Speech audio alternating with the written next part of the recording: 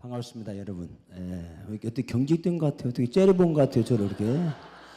자, 한번 옆에 사람끼리 인사 한번 하십시다. 당신은 우리 교회 보배 중의 보배입니다. 시작! 당신은 우리 교회 보배 중의 보배입니다. 어떻게 인사하는 거 보면 처삼 좀 볼조듯이 그렇게 인사합니까? 인사할 때는요, 네 가지 수칙이 있어요. 첫째, 인사할 때는 상대방의 쌍눈을 바라보고, 쌍눈을 바라보고. 그래, 쳐다보지도 않고 인사 그렇게 합니까? 자, 두 번째, 인사할 때는 부드러운 음성으로 하는 거지 깡패처럼 하는 게 아니에요. 세 번째, 인사할 때는 미소를 짓고 하는 거예요. 꼭 지옥에서 출장 나온 사람처럼 신경질 그렇게 하는 게 아니에요. 부드러운 음성으로 미소를 짓고. 네 번째, 인사할 때는요, 좀 흔들고 손잡고 그렇게 악수도 하고 하는 것이, 손도 안 잡고 말이죠. 거지 깡패도 밥 주는 식으로 그렇게 합니까? 자, 다시 한번 인사합시다. 오늘 잘 오셨구만요. 시작! 오늘 잘 오셨구만요. 감사합니다. 저는 24살 때부터 목회를 했어요. 전도사 때부터 24살 때. 그리고 만 46년을 했습니다. 작년까지.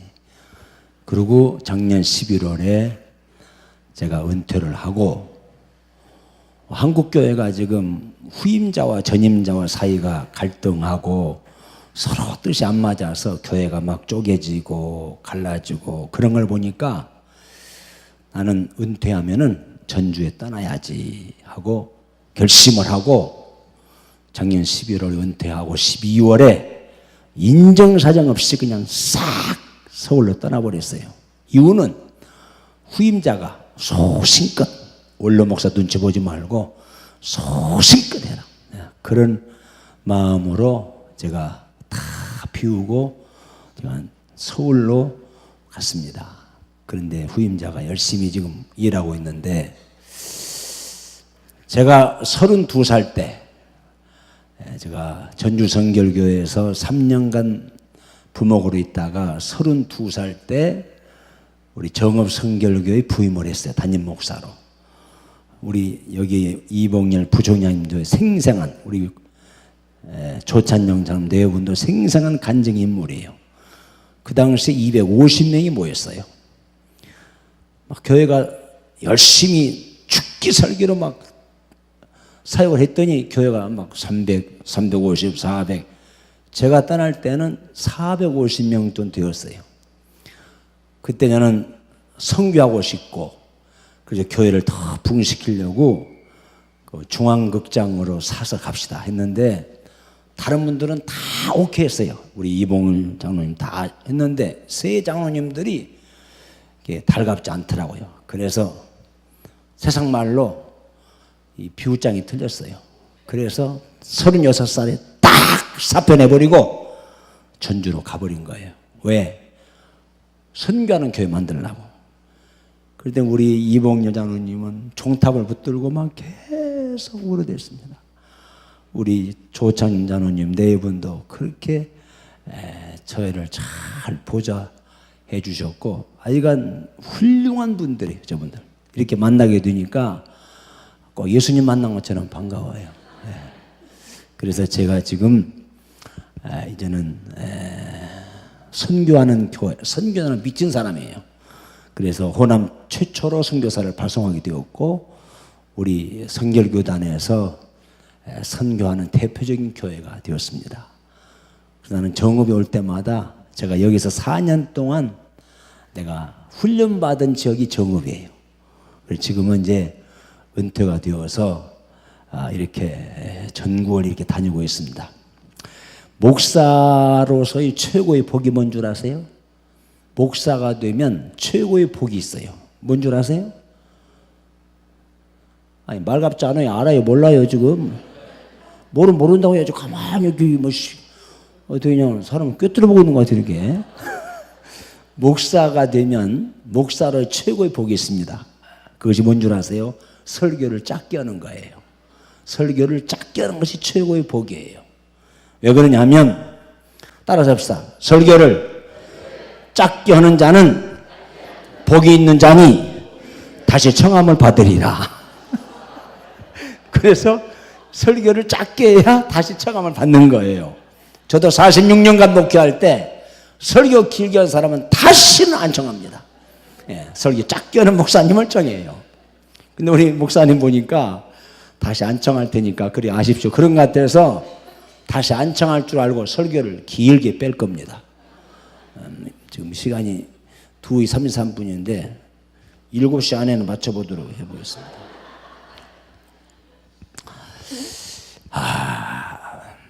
사람이 한 세상을 살고 있는 모습을 보게 되면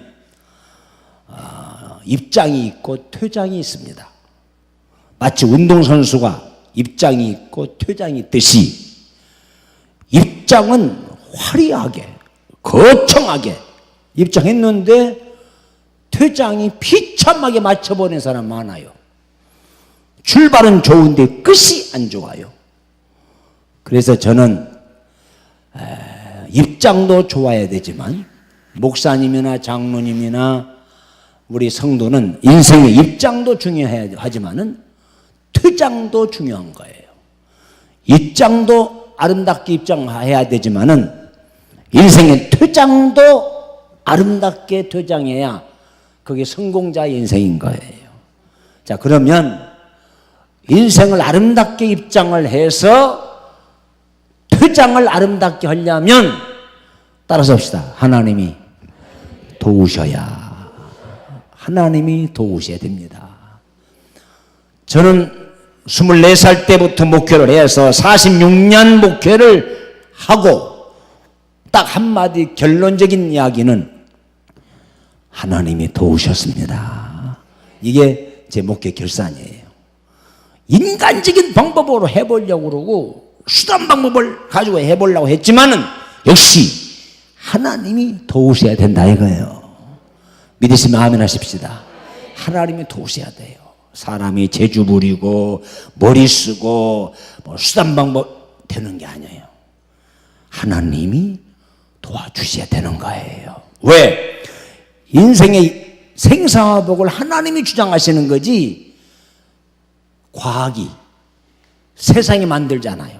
그래서 우리는 하나님이 도와주셔야 사는 거예요. 운전을 내가 잘해도 뒤에서 받아요. 또 내가 아무리 열심히 해보려고 해도 사기꾼들이 붙어요.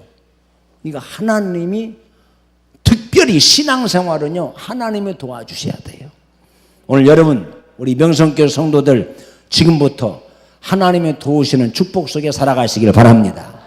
저는 그래서 아침에 3시고 2시고 일어나면은 제일 먼저 하는 기도가 있습니다. 하나님 오늘도 도와주세요. 하나님이 도와주세요. 하나님이 도와주세요. 그러고 하루 일과를 출발해요. 왜? 하나님이 돕지 않으면 안 되는 거예요. 자, 오늘 본문의 주인공이 누구냐? 오늘 본문의 주인공은 우시야입니다. 우시야. 따라서 해보세요. 우시야. 누구라고요? 우시야라는 사람이에요. 이 사람은 유다 나라의 왕으로서 16살의 왕이 되었어요. 52년간을 통치했어요. 우시야가 52년간을 통치하면서 경제, 군사, 국방, 외교, 문화 완전히 석권했습니다. 주위에 있는 변방의 왕들이 왕이여 우리나라 침범하지 마세요 하고 세를 바쳤어요. 조공을 바쳤어요. 받으려고. 그만큼 막강한 권세를 누렸습니다. 세계 최대의 권세를 누렸습니다. 누가? 우시야가. 그런데 그렇게 권세를 누리고 외교, 국방, 또 정치, 경제를 완전히 석권한 것이 왜 그러느냐? 자, 오늘 성경 한번 볼까요? 26장 봐봐요. 왜 그렇게 됐느냐? 한번 보겠습니다. 제가 읽습니다. 자, 찾아봐요. 역대하 26장. 역대하 26장 7절. 한번 읽어봐요. 7절. 시작. 하나님이 도우사. 다시 시작. 하나님이 도우사. 5절에 하나님이 묵시를 밝히 아는 스갈에 사는 날 하나님을 구하였고 제가 여호와를 구할 동안은 하나님이 어떻게 형통케 하셨더라 그랬어요. 자, 그 다음에 15절에 보겠습니다. 자, 읽습니다. 시작.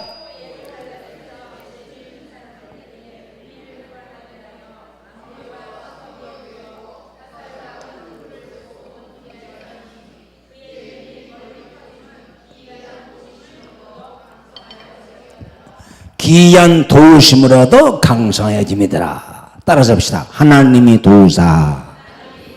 그냥 우시야가 사람을 잘 만났다든지 시대를 잘 만났다든지 무슨 머리가 좋다든지 가문이 훌륭하다든지 아니라 하나님이 우시야를 도우사 강성하여졌더라. 블레셋과 싸워 이기게 하셨더라.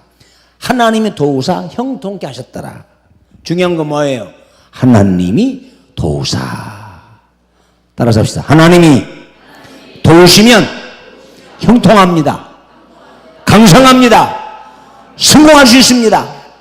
중요한 건 뭐예요? 하나님이 도우사. 저는 참 보잘것없는 사람이에요. 저는 불교 집안에 태어나서 저 혼자 예수 믿었어요. 우리 사남매를 전도했어요. 그리고 저는 공부도 지질이 못했어요. 진짜 못했습니다. 꼭 시험 보면은 꼴찌에서 세 번째, 네 번째 했어요. 성적도 내성적이었어요. 나 위해서 기도해 준 사람 아무도 없어요. 말이 어두네요. 성격도 내성적이에요. 소심해요. 그런데 지그시 눈을 감고 내 목회의 사역을 마친 지금 생각하게 되면 모두가 다 하나님이 도우셨어요. 하나님이 도우사. 오늘에 와 있는 겁니다. 지금 하나님의 도우사. 자, 그러면 하나님이 왜 우시야를 도우셨느냐? 이게 중요한 거예요. 아무나 도우시는 것이냐? 아니에요. 아무나 주님 사랑하는 것이냐? 아니에요. 아무나 주님이 쓰시는 것 같아요? 아니에요. 우시야를 왜 도우셨습니까? 오늘 여기 우리에게 중요한 교훈이에요. 하나님이 우시야를 도우사 했는데 왜 도우셨느냐? 세 가지 근본적인 목적이 있어요. 이유가 있어요. 저책 오늘 4절에 보니까 뭐라고 그랬어요? 4절 한번 읽어봐요. 4절에 4절에 시작. 우시야가 그 부친 아마시아의 모든 행위대로 뭐라고 했어요? 하나님이 우시야를 왜 도왔느냐? 첫째, 우시야의 아버지가 아마시아예요. 아마시아는 정직했습니다. 그러니까 자식은 부모를 닮는 거예요. 부전자전이란 말이 있습니다. 모전여전이란 말이 있습니다. 아버지가 누구예요? 아마시아예요. 그러니까 아버지가 하는 행동이 하나님 앞에서 정직하게 사니까 우시야도 하나님 앞에 정직히 행하사 그랬어요. 자, 여러분, 하나님이 누구를 도우신 줄 아세요? 정직하게 사는 사람을 도와요.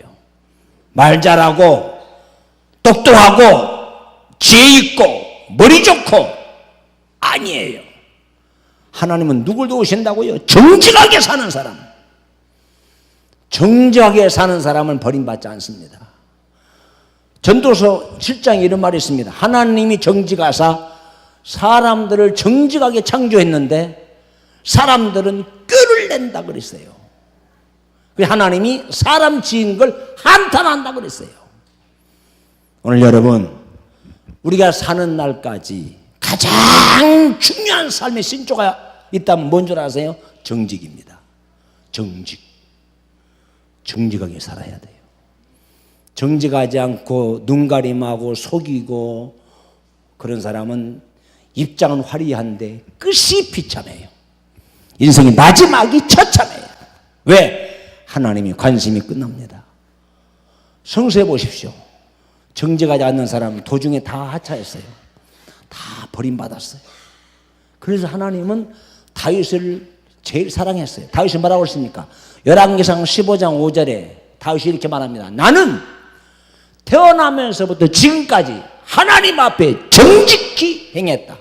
우리아의 아내를 범한 일을 죄하고는 하나님 앞에 정직히 행했다고 그랬어요. 자, 여러분, 왜 사유가 이렇게 악해졌습니까? 속이고 눈가림하고 거짓을 삼고 사기치고 이러니까 세상이 악해진 거예요. 우시야는 누구예요? 하나님 보시기에 정직히 행하사. 하나님은 정직한 사람을 제일 좋아합니다. 공부는 좀 못해도 직업은 낮아도 생활은 좀 곤란해도 몸은 좀 아파도 정직하게 살면 마지막 아름다운 퇴장할 수 있도록 하나님 그의 장래를 축복해 주실 줄 믿습니다. 눈가림하는 거 제일 싫어해요. 절대 하나님 좋아하지 않습니다. 제가 목회하면서 보니까 우리가 정직하게 살아야 될 두 가지만 정직하면 다 정직할 수 있어요. 하나는 뭐예요? 시간과 돈이에요. 그래서 하나님은 안식일을 거룩하게 지켜라. 그 말은 무슨 말이에요? 안식일 날 눈가림하지 말아라 이 말이에요. 그게 왜 눈가림하지? 안식일은 뭐예요? 주일, 성일. 안식일은 하나님의 날이에요. 여러분들이 죽을 때까지 안식일, 주일은 철저하게 지켜야 돼요. 주일을 범하고 천국 가려고 하지 마세요. 주일을 범하고 주여 복 달라고 하지 마세요. 안식일을 범하는 것은 시간 도둑이에요. 친구들과 의리 지키기 위해서 설악산 놀러 갔습니다. 안 믿는 친구 둘, 자기까지 3명이 갔는데, 야, 이 집사 너 집사지? 그래, 우리 설악산에 우리 모처럼 삼총사 우리 일요일날 주일, 그들은 일요일이라고 그러잖아요. 우리 단풍 놀러 가자. 갔습니다. 아, 두 친구들이 야, 이 집사 너 의리 있구나, 너 참 멋쟁이구나 그랬어요. 근데 설악산에 가서 밥을 먹으면서 이 집사 너 오늘 무슨 날이냐? 주일이지. 근데 왜 오늘 너 여기 왜 교양고 여기 왔냐? 나 의리 지키려고 왔지. 그러니까 두 친구들 말하고 온 줄 아십니까? 너는 나이롱이다 이 새끼야. 나이롱 집사다 이 새끼야. 여러분, 우리가 시간 눈가림하게 되면 그는 믿을 수가 없어요. 시간 개념이 정확하잖아요. 시간을 철저하게 지키려면 안식일을 철저하게 지켜야 돼요. 목이 칼이 들어와도 이 날은 하나님의 날이에요. 하나님의 날 눈가림하거나 속이면 하나님과 관계가 깨집니다. 그래서 주일만은 철저히 지켜야 돼요. 또 하나님 앞에 지킬 것이 또 있습니다. 뭐예요? 물질이에요. 물질. 우리가 신앙생활하면 다른 건 몰라도 세상 사람과 다른 점이 하나 있다고 한다면 하나님 앞에 물질만은 깨끗해야 돼요. 우리가 3가지는 깨끗하게 지켜야 돼요. 뭔 줄 아십니까? 첫째, 11조. 11조 떼먹지 말아야 돼요. 두 번째, 첫 열매. 우리가 첫 번 수입을 그대로 주님께 드리는 거예요. 이게 또 돈 얘기 나오니까 얼굴이 새카매지네 벌써부터. 이건요 어쩔 수 없는 거예요. 하나님은 우리들에게 축복을 주실 때 꼭 물질 테스트를 하게 되어 있습니다. 첫 열매를 드려라, 헌물을 드려라, 11조를 드려라. 이것은 여호와의 것입니다. 하나님 것이 있습니다. 시간도 주일은 하나님 거예요. 물질도 하나님 거예요. 이 물질과 시간을 철저하게 지키는 사람은 그 사람은 어디 가도 성공해. 뭘 해도 승리해. 어디가 존경받아요. 그런데 물질 관계가 희미하고 시간도 안 지키고 이 사람은 성공 못해요. 나는요 46년간 성공한 사람 그리고 존경받는 사람 달라. 똑같아. 뭐가 다른가? 정직합니다. 정직. 매사에 정직해. 나는 우리 교회 장로들, 우리 바울교회 92명의 장로들이 92명의 장로를 봤을 때에 정말 내 눈에 저분은 정직해. 한 분들은요 존경받고 삶 윤택하고 모든 사람에게 추앙받고 끝이 좋고 그래요. 그런데 눈가림하고 속이고 그런 사람들은 끝이 안 좋아. 그리고 마지막 인생의 퇴장이 비참해져요. 성수있는 그대로 여호와는 정직하신 분이기에 정직한 사람을 제일 사랑하는 거예요. 왜 아멘 안 하십니까? 집에 가서 아멘 하려고 그래요? 정직하게 사시기 바랍니다. 우리 해 아래 사는 날 동안에 하나님 눈속이면 안 돼. 정직하게. 사업도 정직하게. 직장생활도 정직하게. 매사에 정직해 해봐. 하나님 절대 버리지 않습니다. 우시아가 누구예요? 아버지 아마 생의대로 정직히 행하사. 여러분 정직하게 사시기 바랍니다. 좀 진급이 느려도 남들 갈비 뜯을 때 밥을 먹어도 좀 몸이 허약해도 정직하게 살면 끝이 아름다워요. 퇴장이 아름다워요. 그 인생 하나님이 책임져 보장해 주실 줄 믿으시기 바랍니다. 정직. 오늘 7월 1일입니다 여러분. 과거 묻지 않아요. 오늘 2018년 7월 1일 이 시간부터는 하나님 앞에 정직하게 살리라. 오늘 이런 결단의 시간이 되시기를 바랍니다. 그래야 주님이 도우시는 거야.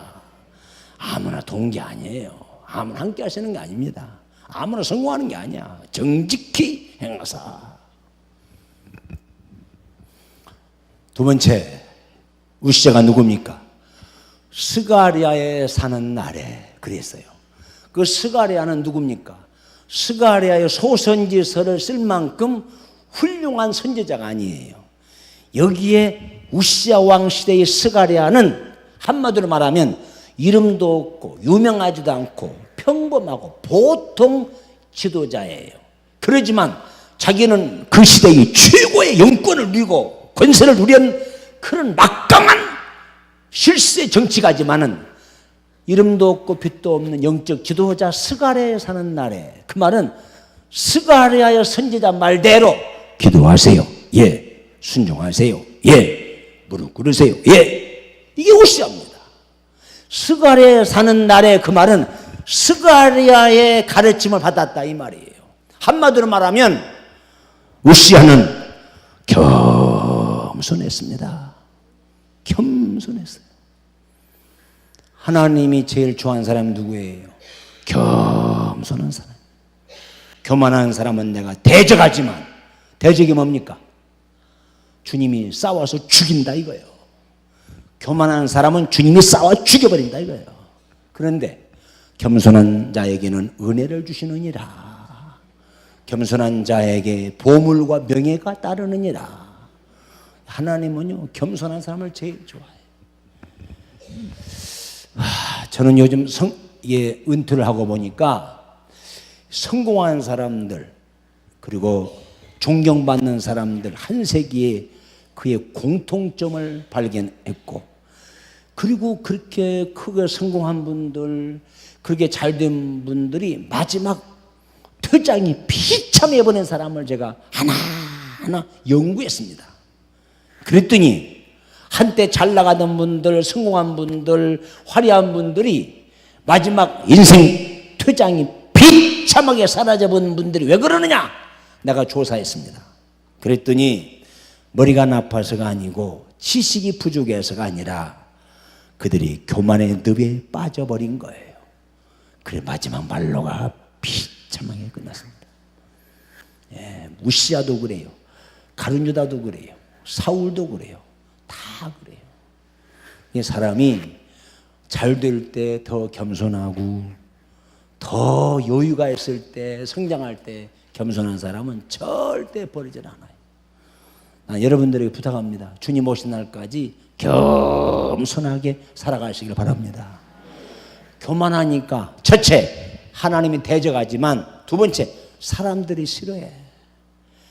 저는 예수를 잘 믿을수록 참 회의를 품는 걸 봅니다. 회의를. 아니 이상하다. 예수님을 오래 믿고 잘 믿을수록 회의를 품는 게 세 가지가 있어요. 첫째, 예수를 오래 믿고 잘 믿을수록 기도를 많이 해야 돼요. 근데 말을 많이 해. 나 회의를 품어요. 이상하다. 두 번째, 예수님을 잘 믿고 오래 믿을수록 겸손해야 되거든요. 그런데 이상해요. 한국 교회는 예수님을 오래 믿고 신앙생활 잘한다고 하는 사람들이 교만해. 우쭐대고 말이죠. 아주 그만 떨고. 나 이해를 못 하겠어요.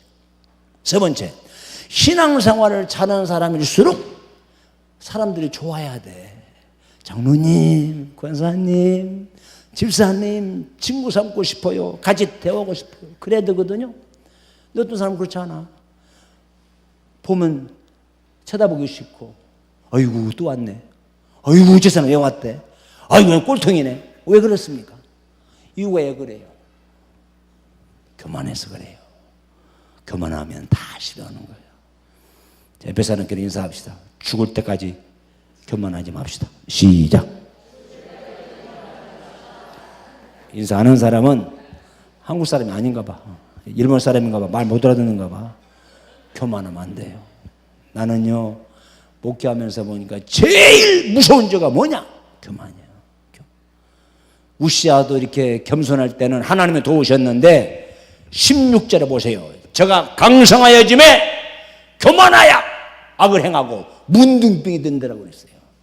그래서 우시아는 겸손할 때는 최고의 축복을 받고 하나님의 도우신 가운데 잘 나갔는데 그가 교만함으로 성전에 가서 제사하려다가 문둥병이 들어서 죽을 때까지 회개하지 않고 비참하게 사라져 버렸습니다. 이렇게 교만이 무서운 거야. 오늘 우시아가 스가랴 선지자의 가르침을 받고, 스가랴는 이름도 없어요. 무명의 사람이에요. 네, 하겠습니다. 예, 얼마나 겸손하지 않으면 순종에 따르지 않는 거야. 그때 스가랴에 사는 날에 하나님이 형통케 하셨고 강성하게 하셨고, 그 말은 무슨 말이에요? 스가랴의 가르침 받은 대로 살았다는 거예요. 나는 여러분에게 부탁합니다. 여러분의 교회 목사님 말씀 잘 순종하셔서 끝까지 겸손한 자세로 믿음 생활 승리하시기를 주의 이름으로 축원합니다. 제가 목사가 되고 보니까 오해하지 마세요. 나 짜고 온 거 아닙니다. 부모의 소원은 한 가지예요. 자식 잘 되기 바라는 게 소원이에요. 선생님은, 여기 우리 조찬 양남도 계시지만 선생님의 소원은 내가 가르친 제자가 큰 인물 되고 내 가르친 제자들 잘 되는 것이 선생님의 최고의 보람이야. 목사의 소원은 내 교인들이 잘 되고 축복받고 성공하고, 이것이 목사의 소원이에요. 그런데 제가 목회하고 보니까 이제 목회 끝났습니다. 저는 아주 지금도 머릿속에 기억되는 아주 자랑스럽고 간증하고 싶은 장로님, 권사님, 집사님이 쫙 그렇게 머릿속에 떠올라요. 46년간 목회하면서. 그런데 어떤 신자들은 꼴도 보기 싫어요. 내가 바울교회 목회하면서 아이고 저거 이북으로 안 가나, 저기 평양으로 안 가나, 저 서울로 안 가나. 어떤 신자는요, 저거 안 죽나, 저거 빨리 죽었으면 좋겠다, 이런 분도 있어요. 누군 줄 아세요? 모태 신자들이야. 모태 신자들. 뭔 신자라고요? 모태 신자들. 모태 신자가 누굽니까? 어머니 뱃속에서 어머니와 함께 예배드리고 어머니와 함께 기도하고 어머님과 함께 찬송 부르고, 그게 모태 신자예요. 그렇죠? 근데 제가 말하는 모태 신자는 그런 사람이 아니야. 제가 목회하면서 모태 신자는 그런 신자가 아니라, 김주사님, 예, 구역장님 했으면 좋겠어? 못해요. 이게 모태 신자에 싸가는 것들 아주. 이 집 교사님 뭐지? 못해요. 이런 것들이 무슨 신자예요? 싸가 잡는 것들 말이에요. 이런 사람은요 구원받지 못해요. 왜? 논리를 얘기하겠습니다. 주여 주여, 마태복음 7장 21절에 주여 주여 한다고 천국 간 줄 아느냐? 내 아버지 뜻대로 행하는 자라야 천국에 들어가리라.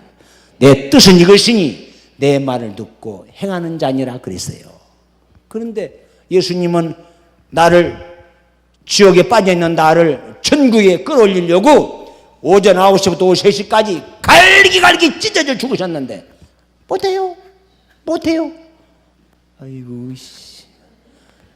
그 사람은 구원받지 못해요. 오늘 스가랴가, 우시아가 누굽니까? 스가랴에 사는 날에 왕이여 기도하세요. 네.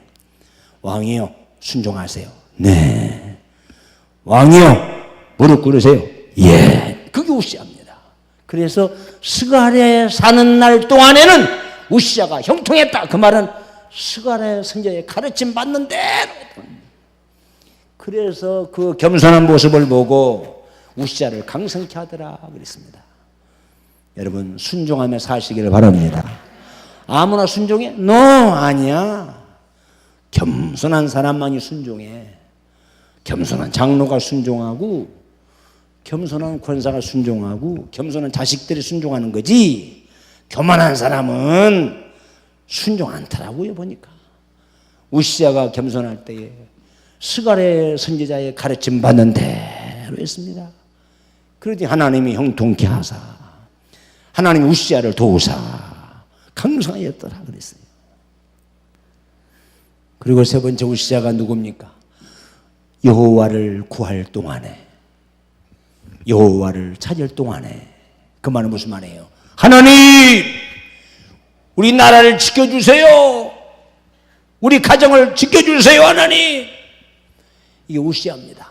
여호와를 찾을 동안에, 여호와를 구할 동안에 하나님이 형통케 하셨더라. 우시아의 신앙이 뭐예요? 매사에 순간순간마다 사람 의지하지 않고 어려운 일을 당한다든지 괴로운 일을 당한다든지 문제가 생겼을 때에 이 사람 저 사람 찾아가지 않습니다. 하나님, 여호와여 도와주세요. 그가 여호와를 찾을 동안에 하나님이 도우사 블레셋 전쟁에 쳐서 이기게 하셨고, 그가 하나님을 구할 동안에 이름이 원방에 퍼져 강성했고, 하나님은요 어제나 오늘이나 기도하는 사람을 제일 좋아합니다. 기도하는 사람을 주님은 도우셔요. 제가 우리 정업에 오늘 여러분들 제가 오셨으니까 제 얘기 하나 하고 마칠게요. 제가 정업선교교회 4년간 마치고 내가 선교하는 교회 만들려고 그 좋은 정업선교교회를 다 사표내고 36살에 사표를 내고 전주를 떠난 거예요. 그래서 바울교회 그 당시에 학생들, 어른들 합쳐서 한 30여 명이 모였습니다. 근데 첫 번 설교를 뭐라고 한 줄 아십니까? 여러분, 나는 선교하는 교회를 만들려고, 선교사를 파송하는 교회를 만들려고 나는 정읍에서 좋은 교회에서 사표내고 개척으로 왔습니다. 우리 교회는 선교사 파송할 겁니다. 선교하는 교회가 될 겁니다. 내가 목이 막 지금도 크게 하는데 그 당시에는 얼마나 커겠습니까? 막 천장이 들썩들썩했습니다. 그렇게 제가 선교하는 교회, 우리 교회는 선교사를 파송할 겁니다. 막 목이 터져나고 설교했는데 그때 교인들은 아멘 해야 돼요, 안 해야 돼요? 아멘 안 했어요. 아이고 웃기네 웃겨. 아이고 웃기네. 젊은 목사가 이제 와가지고 아이고 교회 몇 명 안 되는데 뭐 선교사 파송, 아이고 속으로 그런 것 같아요. 열심히 먹어라 그런 것 같아요. 와, 저는요 그 당시에 교인들이 그때 그런 반응을 보였을 때 앞이 캄캄했습니다. 내가 여러분 우리 교회는 앞으로 선교사 파송합니다. 선교하는 교회가 될 겁니다. 그렇게만 하면 아멘 아멘 하면 얼마나 흥이나 좋을 거예요. 그런데 아멘 소리를 안 해요. 아니 무슨 선교사 파송하냐, 이 개척기 몇 명도 안 되는 데서 뭐 선교사 파송, 웃기네요 웃겨. 다 그랬어요. 진짜 그랬습니다. 저는 그때예요. 그때가 36살 먹었을 때예요.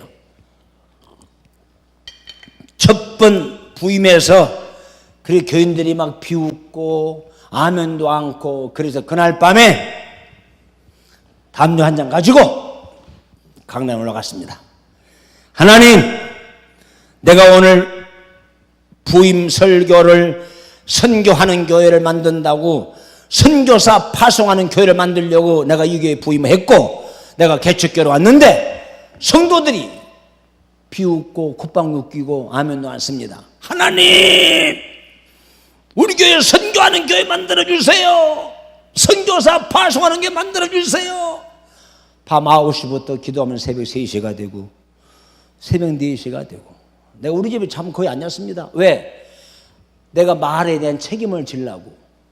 또 하나님이 그렇게 선교사 파송하는 교회 만들어 달라고 얼마나, 나 거짓말 아니라 기도 많이 했습니다. 지금은 기도 잘 안 치면은 10시부터 기도하면 새벽 4시가 되고 11시부터 기도하면 새벽 5시가 되고, 정말 그랬어요. 집은 집사람 혼자 자라고 그러고, 이건 밤에 강남산 올라왔어요. 나를 찾으러 온 사람 나를 만날 수가 없었어요. 왜? 집이 없으니까. 하나님, 우리 교회 선교사 파송하는 교회 되게 해주세요. 나는 불교 집안에서 목사 돼가지고 나는 영혼을 나로 인해서 수많은 사람을 구원받아야 됩니다. 하나님, 선교하는 교회 되게 해달라고 얼마나 몸부림쳐 기도한 줄 아십니까? 그런데 만 5년 만에 개척교회 때 그 당시 한 200여 명 모였습니다. 200여 명. 5년 만에 200명이 모였어요. 그때 사우디아라비아 선교사를 파송했고, 그 다음에 네팔, 그 다음에 중국, 그 다음에 필리핀, 이래가지고 95명 선교사를 파송을 했어요. 내가 이 얘기를 자랑하려는 게 아니라 제가 한 게 아니에요. 하나님, 선교사를 파송하도록 도와주세요. 주님 믿습니다. 하고 저는 그렇게 하나님 앞에 울부짖어 기도했습니다. 제가 은퇴하기 전에 몇 년 전에 우리 후배들이 저한테 왔습니다. 후배들이,